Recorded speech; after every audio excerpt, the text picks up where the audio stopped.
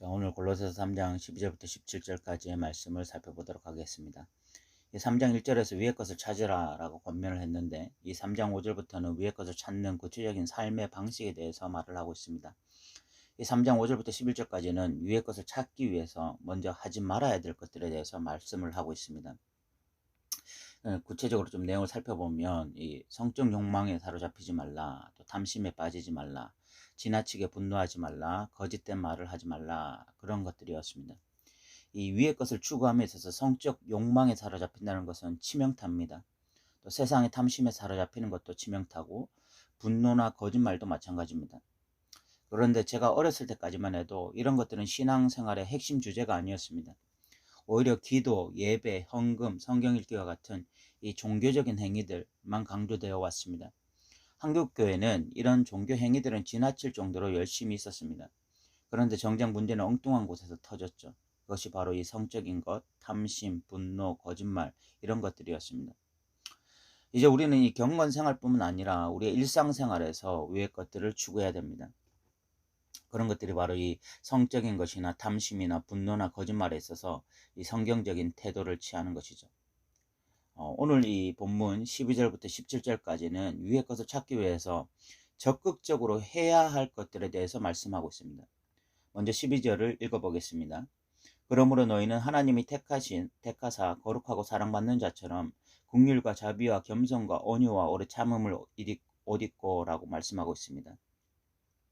여기에 그러므로 너희는 하나님의 택하사 거룩하고 사랑받는 자처럼 이라고 말씀하고 있는데, 하나님의 택하사 거룩하고 사랑받는 자가 누구를 의미하는 것입니까? 그리스도인들을 의미하는 것입니다. 그렇다면 이를 이렇게 달리 표현할 수도 있습니다. 너희가 그리스도인이라면 당연히 위의 것을 찾으며 살아가야 한다고 말을 하고 있는 거죠. 그러나 이 당연한 것이 현실에서는 참 어렵게 느껴집니다. 3장 2절에 보면 위의 것을 생각하고 땅의 것을 생각하지 말라라고 말씀하고 있는데, 현실에서의 상당수 그리스도인들은 위의 것이 아니라 땅의 것을 생각하며 살아가고 있어요. 저는 그들 중 상당수는 진짜 그리스도인이 아닐 거라고 생각하고 있습니다.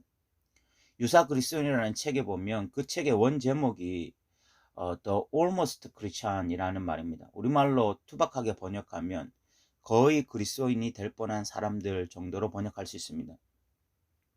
그 책에서는 진짜 그리스도인들과 이 유사 그리스도인들을 날카롭게 대적하거든요. 그때 그 책에 빗대어 보면은 늘 땅의 것만 생각하며 살아가는 자들은 그리스도인이 아니라 거의 그리스도인이 될 뻔한 사람들에 가깝습니다. 여러분들이 뭐 기회가 되면은 그 유사 그리스도인이라는 책을 읽어보면 제가 어떤 의미에서 이런 이야기를 하는지 좀 잘 알 수 있을 것입니다. 어쨌든 하나님의 백성이라면 위의 것을 추구하며 살아가는 것이 당연합니다. 그렇다면 위의 것을 추구하는 구체적인 삶의 방식은 무엇일까요? 12절에 보면 긍휼과 자비와 겸손과 온유와 오래 참음을 옷 입고 라고 이야기하고 있는데, 12절에서는 먼저 이 성품의 변화에 대해서 말을 하고 있는 것입니다. 긍휼, 자비, 겸손, 온유, 오래 참음, 이 모든 것들은 성품과 관련된 말입니다. 진짜 그리스도인들, 위의 것을 추구하는 자의 전형적인 특징은 성품의 변화라고 말할 수 있는 것입니다. 우리 중 성품이 태어날 때부터 좋았던 사람은 없습니다. 어려서부터 성품이 좋아 보이는 사람이 있다 할지라도 실질적으로 가까이 가서 생활하다 보면 성격이 다 모나고 날카롭죠. 그랬던 자들이 기독교인이 되었을 때 나타나는 현상이 이 모난 것이 깎여지고 날카로운 것들이 무뎌지는 것입니다. 긍휼, 자비, 겸손, 온유, 오래 참음, 이 모든 성품들의 특징이 뭐냐면 성령의 열매와 관련이 있다는 거죠. 그러니까 그 사람이 기독교인이 되었다는 것은 성령님 안에 거하고 있다는 것을, 또 성령님의 통치를 받고 있다는 것을 의미하는 것입니다. 그렇게 될 때 자연스럽게 성품이 변해가는 거죠. 그런데 이것이 현재 진행형일 수밖에 없습니다. 이는 우리의 성품이 언제나 변해가야 할 불완전한 것이기 때문에 그렇습니다. 그래서 우리는 오늘 긍휼의 성품을 가졌다 할지라도 또 내일 긍휼의 성품을 가지기 위해서 변화되어져 가야 돼요. 어쨌든 위의 것을 추구한다고 하는 것의 가장 중요한 특징 중 하나가 성품의 변화인 것입니다. 두 번째, 이 위의 것을 추구하면 공동체 안에서 태도의 변화가 일어납니다. 13절에 보면 누가 누구에게 불만이 있거든 서로 용납하여 피차 용서하되 주께서 너희를 용서하신 것 같이 너희도 그리하고 라고 말씀하고 있습니다. 위의 것을 추구하는 자들은요, 이 공동체 안에서 새로운 태도를 가지게 돼요. 그것이 바로 이 공동체 안에 불만이 있을 때 용납하는 태도를 가지게 되는 것입니다.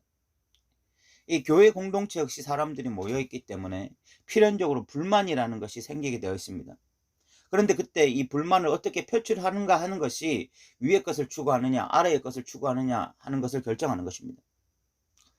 저는 교회 안에서 기도를 많이 한다고 하는 권사님이 여과 없이 자신의 불만을 마음대로 표출하는 것을 본 적도 있고, 또 설교를 탁월하게 하는 목사님이 자신의 어떤 감정을 여과 없이 드러내는 것도 보았습니다. 그때 저는 굉장히 당혹스러웠어요. 그러면서 그 모습이 신학을 잘 모르고 성경을 잘 모르지만 굉장히 세속적으로 보였고, 이 아래의 것을 추구하는 모습으로 보였습니다. 그런데 진짜 위의 것을 추구하게 되면 그런 식의 태도를 취하기가 어려워집니다. 이 공동체를 향한 예수님의 마음을 알기 때문에, 그리고 또 자신을 용서하신 예수님을 알기 때문에, 그래서 타인을 어떤 용납하게 되어지고 불만이 있어도 그것을 마음대로 표출할 수 없게 되는 것입니다. 그래서 우리가 진짜로 이 위의 것을 추구한다라고 한다면 이제 공동체 안에서 불만이 있을 때에 어떤 태도를 취할 것인가 하는 것, 용납할 것이나 비난하고 정죄할 것인가에 따라서 위의 것을 추구하느냐 아래의 것을 추구하느냐, 이것이 결정되는 것입니다. 세 번째, 이 말씀에 따른 변화입니다. 14절에 보면 이 모든 것 위에 사랑을 더하라 이는 온전하게 매는 띠니라 라고 말씀하고 있습니다. 성경에서 말하는 절대적인 가치가 사랑이죠. 예수님도 하나님 사랑, 이웃 사랑이야말로 최고의 율법이라고 말씀하셨고, 바울도 이웃 사랑을 최고의 계명으로 말했습니다. 그래서 진짜 말씀을 읽고 묵상하게 되면 무엇보다도 사랑에 중점을 두게 되어 있습니다. 성품이 변해야 할 이유도, 공동체에서 태도가 변해야 될 이유도 사랑에 있는 것입니다. 성경을 읽고 묵상하다 보면 사랑해야 된다는 것에 대해서는 의견이 없죠. 그래서 이 모든 것 위에 사랑을 더해야 된다라고 말씀하고 있는데, 이를 다르게 말하면 이 모든 것에 사랑이 기초가 되어야 된다. 사랑 위에서 해야 된다라고 말씀하고 있는 것입니다. 기도를 많이 하는 권사님이 사랑이 없을 때 어떤 느낌이 듭니까? 성경을 잘 설교하는 목사님이 사랑이 없을 때 어떤 느낌이 들어요? 저는 종교인이라는 느낌이 듭니다. 그런 느낌이 드는 이유가 바로 이 사랑이라고 하는 것이 기독교의 핵심 가치고요. 그래서 위의 것을 추구한다라고 하는 것은 결국은 사랑한다라는 말과 동의어기 때문에 그렇습니다. 그리고 15절에서는 이 관계의 변화가 일어나야 된다라고 이야기하고 있습니다. 15절에 보면 그리스도의 평강이 너희 마음을 주장하게 하라. 너희는 평강을 위하여 한 몸으로 부르심을 받았으니 너희는 또한 감사하는 자가 되라 라고 이야기하고 있습니다. 이 15절은 좀 번역이 너무 아쉬워요. 여기서 평강이라고 말하는 것이 아니라 실질적으로 평화라고 말을 해야 됩니다. 이 헬라어로는 이 평강이라는 단어를 지금 에이레네라는 단어를 쓰고 있거든요. 이 에이레네라는 단어는요, 평강이 아니라 평화입니다. 그런데 지금 한국어 성경에서는 대부분 이걸 평강으로 번역해서 우리가 쉽게 오해하기 쉬워요. 그래서 그리스도의 평강이라고 하는 것은, 평강이라는 단어는 내적인 평화, 이런 느낌이 들잖아요. 그러니까 내 개인적으로 어떤 내적으로 평화한 상태를 가지라라는 것인데, 이것은 헬라어 에이레네의 의미가 아닙니다. 에이레네는 헬라어로는 에이레네고 구약으로 히브리어로 말하면 샬롬이에요. 샬롬. 이 샬롬이나 에이레네는요, 관계에서 오는 평화를 의미하는 것입니다. 지금 여기서도 그리스도의 평강이 너희 마음을 주장하게 하라. 너희는 평강을 위하여 한 몸으로 부르심을 받았다. 한 몸으로 부르심을 받았다. 그러니까 관계가 회복되어졌어. 에이레네가 회복되어졌어. 성도와 성도와의 관계가 회복되어지고, 또 이 하나님과 성도들 간의 관계가 회복되어지면서 이 샬롬이 온 상태, 에이레네, 진정한 평화가 온 상태를 의미하는 것이거든요. 그러니까 이 하나님의 백성들은 위의 것을 추구하는데 끊임없이 에이레네, 이 관계적 회복을, 평화를 추구하는 것이죠. 16절에서는 이 그리스도의 말씀이 너희 속에 풍성히 거하게 하라라고 말씀하고 있습니다. 16절에 보면 그리스도의 말씀이 너희 속에 풍성히 거하여라고 이야기하고 있죠. 위의 것을 추구한다는 것은요, 끊임없이 말씀을 가까이 한다는 것을 의미하는 것입니다. 여러분 말씀을 가까이 하지 않고는요 위의 것을 추구하기가 어려워요. 말씀을 가까이 하지 않으면 어떻게 되냐면 3장 2절에 위의 것을 생각하고 땅의 것을 생각하지 말라라고 말씀하지만 성경을 가까이 하지 않으면요 위의 것에 대한 생각보다는 땅의 것에 대한 생각을 훨씬 많이 하게 됩니다. 그래서 이 위의 것을 추구하기가 어려워집니다. 그런데 우리가 말씀을 읽고 묵상하고 배우고 연구하는 시간들을 게을리하지 않게 되어지면요 위의 것을 자연스럽게 추구하게 되어지는 거죠. 그리고 이렇게 말씀을 가까이 하게 될 때에 나타나는 유익은 크게 두 가지인데 피차 서로 가르치고 권면한다 라고 되어 있습니다. 예, 말씀을 끊임없이 가까이 하게 되어지면요 우리의 신앙이 성숙하면서 또 지혜도 성숙하면서 피차 가르치고 권면하는 상태가 될 수 있고, 또 하나의 유익은 시와 찬송과 신령한 노래를 부르며 감사하는 마음으로 하나님을 찬양한다. 그래서 진정한 예배자의 그런 모습을 가지게 되어지는 것입니다. 그러면서 17절에 보면 또 무엇을 하든지 말에나 일에나 다 주 예수의 이름으로 하고 그를 힘입어 하나님 아버지께 감사하라. 이 위의 것을 추구하는 마지막의 어떤 모습은 예수 중심적인 모습. 신앙생활이 늘 예수 중심적으로 그렇게 나아가는 모습을 가지게 되어야 된다라고 이야기하고 있죠. 12절부터 17절까지는 위의 것을 추구하는 적극적인 어떤 모습을 보여주고 있습니다.